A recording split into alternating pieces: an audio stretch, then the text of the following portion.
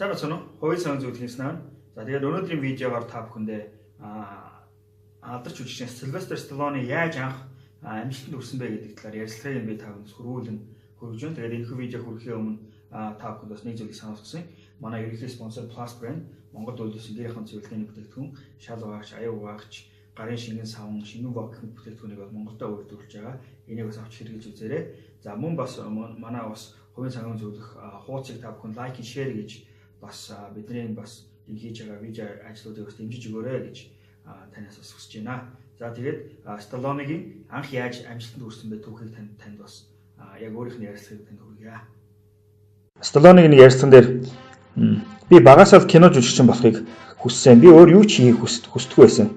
Гэхдээ зүгээр нэг телевизэн юм уу эсвэл зүгээр нэг одоо телевизээр гардаг од биш. Бүр кинонд тоглодог тийм од болохыг би хүсдэг байсан. Тэгээ би киногоор өөрийгөө илэрхийлж хүмүүст хүрэх хүсэлтэй байсан. Тэгээд би тухайн үед Нью-Йорк хотод амьдардаг байсан байгаа залуу байхдаа. Тэгээд маш олон агентуудаар явсан. Би Нью-Йоркд байхдаа 1500 хүнтэй уулзсан. 1500 бол надад юу гэж хэлсэн, үгүй гэж хэлжсэн ба. 1500 үед нь юу гэхээр ер нь тэр хотод тухайн үед бол 150 л ер нь нэг тийм агентлагууд байдаг байсан. Яг одоо энэ жүжигчдийг ажилд авдаг. Харин би баг нэг агентлаг дээр нь баг 10-аад ер нь 5 6 хамгийн доотлолтод ер нь 5 ер нь зарим дээр нь 6 7 10 удаа хүртэл зарим газрууд дээр очиж байсан байна. Тэгээ хүмүүс бүгдээ намайг ер нь юу гэж хэлдэг байсан бэхээр чи өстой тэнэг царайтай чи мөрийн амтай юм байна чи сайн ярьж чаддаг юм дандаа намайг ер нь мяалдаг гэсэн. Тэгээд яг би тэгсэн ч гэсэн би ер нь зөвхөлтгүйгээр явсаар байсан ба. Тэгээ нэг агентлагийн гадаа би бүр 4 цагт өглөөний 4 цагт очиад хүлээсэн ба. Тэгээ хүлээгээдсэн тэгсэн чинь тэр өдрөө хинч надтай уулзаагүй. Тэгээ бүр ажил нь тарсан ба. Тэгээ маргааш өглөөний хүмүүсийг ажилдаа ирэхэд нь би гадаан суужсэн. Тэгсэн менежер нь тэр үед надтай за энэ нөхрийг уулзахгүй бол энэ болохгүй юм байна гэж бодоод уулзахгүй бол энэ эндээс холдохгүй юм байна гэж тэгээд надтай уулзсан ба. Тэгээ тэр надтай уулзаад ер нь кинонд нэг 4 бүтээх тийм ажил өгсөн ба. Тэгээ тэр нь ердөө нэг 20 секундын дүр байсан. Тэгээд нэг би ерөөсөө гарч ирээл тэнд очиод нэг хүн зодуулаад тэгээд нэг юу яадаг алга болдог нэг тийм зүгээр нэг дээрэмчний дүртэл тоглосон ба. Яг үнэндээ хэлэхэд бол бид намайг зүгээр дахиж ирүүлэх хүнд бол нэг тийм дүр өгсөн. Тэгээ ийм маягаар би нэг 2 3 жижиг дүрүүдийг бүтээсэн байна. Энэ бол зүгээр нэг тийм ямар ч хинч мэдэхгүй ямар ч тийм юугүй нэр алдарт гараагүй тийм кинон дээр нэг 2 3 жижиг дүр бүтээсэн.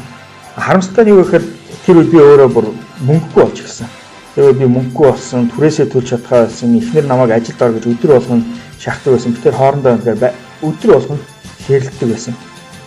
Харин би өөрөө юу боддог байсан бэ? Юу мэддэг байсан бэ гэхээр хэрвээ би энгийн ажилд орчих юм бол хэрвээ би зүгээр одоо нийгмийн юугаар явах юм бол нийгмийн урсгалаар явах юм бол би өөрийнх нь тэр мөрөөдөл алдна гэдгийг би мэдчихсэн. Тийм болохоор би ажилд орохыг ерөөс хүсээгүй. Би үнэхээр яг тэр би ерөөсөө өөрийнхөө нөгөө бүх бүрүүдийг нурааж ямар ч буцах замгүй болтлоо тэр мөрөөдөл би өөрийгөө зориулсан. Би ерөөсөө ямар ч сүүлдээ бүр би гэртээ гэрийнхээ халаалтыг төлж чадахгүй байсан. Халаалтын мөнгийг төлж чадахгүй байсан болохоор би бүр даарсандаа болоод номын сан суужсэн байна.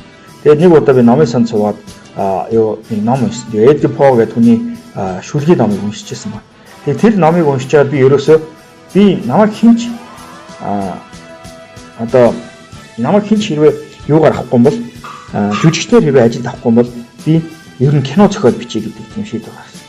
Тэгээд тэр кинод зохиолыг би өөрөө кино зохиолыг анх бичсэн байна. Тэгээд нэг удаа би нэг жижиг кино бичээд би тэрийг $50 зарсан. Тэгээд үнэхээр тэр үед би өөртөө маш их баярлж байсан. Би одоо л үнэхээр энэ киноны бизнест энэ кино гэдэг энэ индустрид орч чадлаа да гэж би бодсон. Гисэн ч гэсэн би хэдэн сар дахиад юм юу ч зарч чадаа. Тэгээд би тэрнээс болоод сүүлдээ бүр мөнгөгүй болоод бүр дампуурсан ба. Тэгээд эхнэрийнхээ үн тэтлийг би эхнэртэй хэлэхгүйгээр нууцаар зарсан. Тэрнээс болоод эхнэр маань маш их уурлаа. Тэгээд тэр анхны эхнэрээсээ тийг салж байсан. Тэгээд эцэстээ би бүр ер нь бол бүр дампуурлын ирэхэд очиад бүр ямар ч аргагүй болсон ба. Тэгээд ерөөсөө надад байсан ганцхан зүйл нь болохоор миний нохоо байсан. Тэгээд би үнэхээр сүүлдээ бүр нохоогоо хоолж чадхаа байлаа тэрийг зархаар шийдсэн ба. Тэгээ над байсан ер нь цорын ганц үнж надтай хамт байсан тэр амьтныг зарна гэдэг нь миний хувьд бол үнэхээр хэцүү байсан. Тэгээ гэвч надад өөр арга баг. Тэгээ би нэг дэлгүүрийн гадаа зогсож яваад нохоогоо зархаар хүмүүс зархаар зогсоо тэг хүмүүст ингээд зарыг гээд хүмүүст одоо санал болгосон нохоо.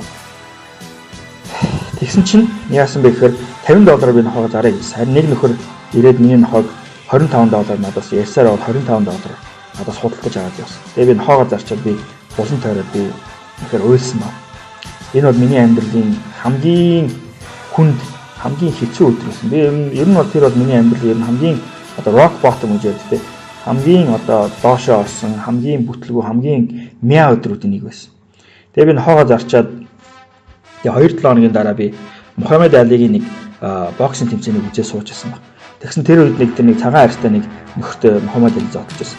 Тэгээ тэр зодооныг үзэж байхад надад рокийг бичих санаад төрсөн. Юу гэхээр тэр цагаан арьстай залуу зодуулаад байсан. Тэгсэн мөртөө босч ирээл зодтолтол, босч ирээл үзээлсэн, босч ирээл тэрөөс бууж өгдөгөө нэг тийм цагаан арьстай залуу байсан. Тэрийг хараад би яг миний бичих ёстой кино энэ байна гэж бодсон. Яг энэ киног би бичих ёстой байна гэж бодсон. Тэгээ би ерөөсөө тэр тэмцээнийг дуусгаад ерөөсөө 20 цаг би юу ч идээгүй, юу ч уугаагүй, ерөөсөө унтаагүй Рокигийн зохиолыг бичсэн. Тэгээ би яг ингээд бичсэнийхаа дараа би үнэхээр одоо сэтгэл хөдлөлтсөн, сэтгэл тогтолцсон. Энэ бол үнэхээр гайхамшигтай кино болно гэдгийг би өөрийнхөө зүрх сэтгэл дотроо би мэдсэн юм. Тэгээ тэр кино зохиолоо аваад би цаашаа хүмүүстэй уулзсан. Тэгээ хүмүүстэй уулзсан чи яасан бэ гэхээр хүмүүс энэ дэндүү тэнэг байна, энэ дэндүү ойлгомжтой байна. Ямар ч нууцлаг юм алга чи ийм хачийн бичээд байхдаа гэж маш олон одоо кино продюсерууд намайг шүүмжсэн байна. Харин би яасан бэ гэхээр би тэдний тэр шүүмжлэлийг нь би цаасан дээр бичиж аваад тэр кино одоо Rocky гэдэг киногоор Оскар авсан тэр өдрөө би тайзан дээрс тэр бүгдийг тэр бүх шүүмжлэлүүдийг уншсан. Энэ бол хамгийн агуу өшөө авах гэсэн миний хувьд амжилтанд хүрснээрээ би өөрөө тэр хүмүүсээс өшөөг авсан байна. Тэгээ би зохиолоо танилцуулаад яваалсан. Тэгээ тэр хооронд нэг жаа өлсөөд мөнгөгүй болоод дампуураад улмал амьдрал маань хэцүү болчихсон. Тэгсэн нэг студ миний тэр Rocky-гийн зохиолыг уншичаад надад $125,000 санал тавьсан байна. $125,000. Надад миний карманд тэр $25 ч байхгүй байсан. Тэгэхэд надад $125,000 санал тавьсан. Харин би нэг зүйлийг эргүүлэхэд нэг юу хэлсэн бэхээр би гол дүртэн тогломоор байна гэж хэлсэн. Тэгсэн чинь нөгөөд үгүй чи чинь жүжигчин биш чинь зохиолч гэсэн. Тэгсэн чинь үгүй би бол жүжигчин. Би энэ кино бол миний амьдрал. Би бол яг энэ Rocky. Би бол энэ Rocky бол ерөөсөө миний амьдралын түүх гэж хэлсэн. Тэгсэн нөгөөд чинь ийм одоо хинч мэдэхгүй хүн дээр ийм эрсдэл гарахыг хүсэв. Тэгээ нөгөөд чинь үгүй тэгвэл бид нар чи нэг бол энэ зохиолоо аваад яв. Эсвэл бид зүгээр зар чамд өөр сонголт байхгүй гэж хэлсэн.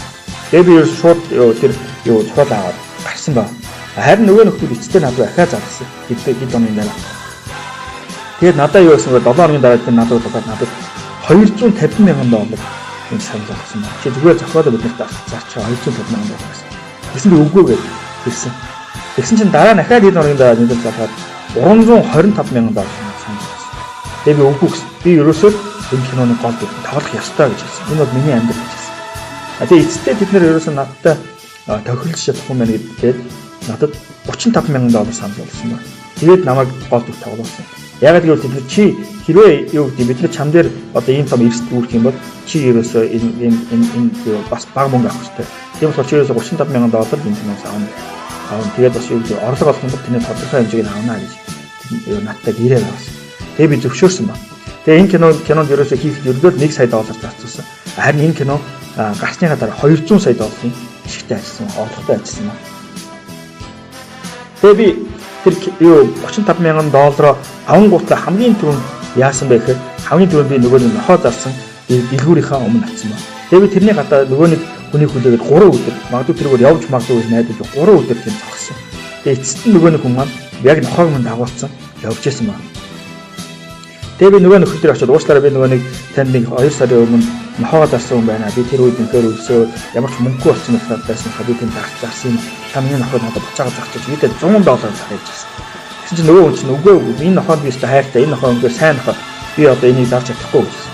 Тэгээд би нөгөө хүндөө цөхрөлтгүйгээр би асуусан. Би танд $500 өгье гэсэн. Тэгсэн нөгөө хүн үгүй гэж хэлсэн. Тэгээд би зүйлдээ танд би $1,000 би нохоо гутлаж аваад нөгөө хүн гүрийгэлсэн. Тэгээд цаашаа би нөгөө хүнтэй чинь ярьсаар байгаад эцсийн дүндээ би яасан бэ гэхээр $15,000 тэр нохоо гутлаж аваад дээрэс нь Rocky кинонд тэр хүнийг би өөрийг нь тоглуулсан баг. Тэгээд энэ кинон дээр гардаг нохоо Тэгээд бас нэг жижиг дүрийн тэр бүтээсэн хүн байна гэх. Тэр бол миний нохой.